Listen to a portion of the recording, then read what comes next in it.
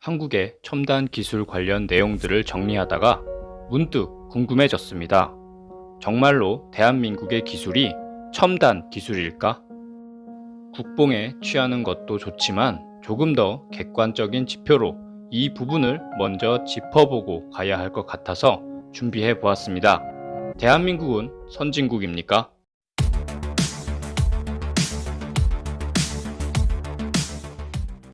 먼저 선진국의 의미를 간단하게 정의하자면 경제 개발이 앞선 나라를 후진국과 개발도상국에 비교해서 일컫는 말이라고 합니다. 즉, 고도의 산업 및 경제 발전을 이뤄 삶의 질이 높은 국가들이 이에 해당한다는 것인데요. 이게 말이 쉽지 보는 사람마다 주관적인 의견이 다르기 때문에 정의 내리기 어려운 면이 있는 것도 사실입니다. 그래서 이를 나름대로 객관적인 데이터로 볼 수 있는 경제 지표들이 있다고 합니다. 1인당 국민소득 3만 달러 이상, 세계은행 분류 OECD 고소득 국가, 개발원조위원회 가입국, 파리클럽 가입국, 국제통화기금 선진경제국, 위 기준에 모두 속하는 국가들을 대부분 선진국으로 인정하고 있습니다. 경제적 지표들만으론 조금 부족하다고 생각되면 교육 수준, 문맹률, 평균 수명 등 삶의 질을 측정해 평가하는 UN 인간 개발 지수, 매우 높음 지수도 추가한다면 선진국의 조건이 조금은 더 완벽해질 수 있을 것 같습니다. 앞서 말한 경제지수, 문화지수에 모두 적합한 조건을 가지고 있는 흔히 선진국이라 불리는 나라는 미국, 영국, 독일, 프랑스, 스웨덴, 일본, 오스트레일리아 등이 있습니다. 누구나 들어도 납득을 할 만한 국가들이 포진되어 있지요. 그렇다면 대한민국은 어떨까요? 믿기 어렵겠지만 대한민국 또한 앞서 언급한 모든 기준을 충족하는 몇 안 되는 국가들 중에 하나라고 합니다.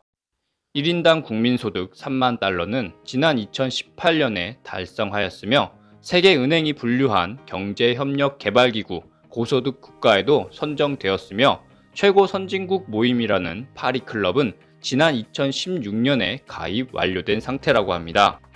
2020년 대한민국은 어느새 명실상부한 세계 경제, 문화 강국으로 성장해 있었습니다.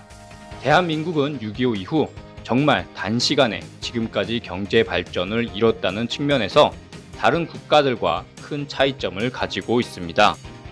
때문에 아직 보완해야 할 부분도 많은 것이 사실입니다.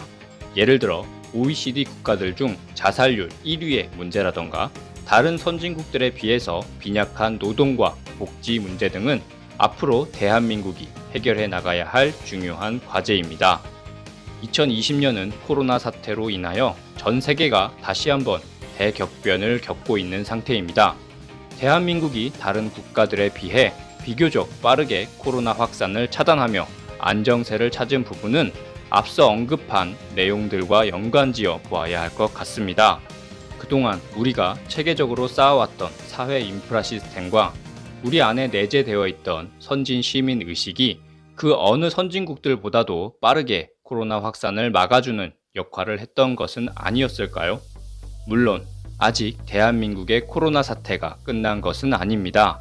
대한민국 국민 한 명 한 명이 선진 시민이라는 자부심을 가지고 코로나로부터 나와 내 가족, 내 동료들을 지켜줄 수 있게 된다면 대한민국도 코로나 종식을 선언할 수 있는 날이 금방 찾아오지 않을까요? 이상 한국첨단산업 채널이었습니다.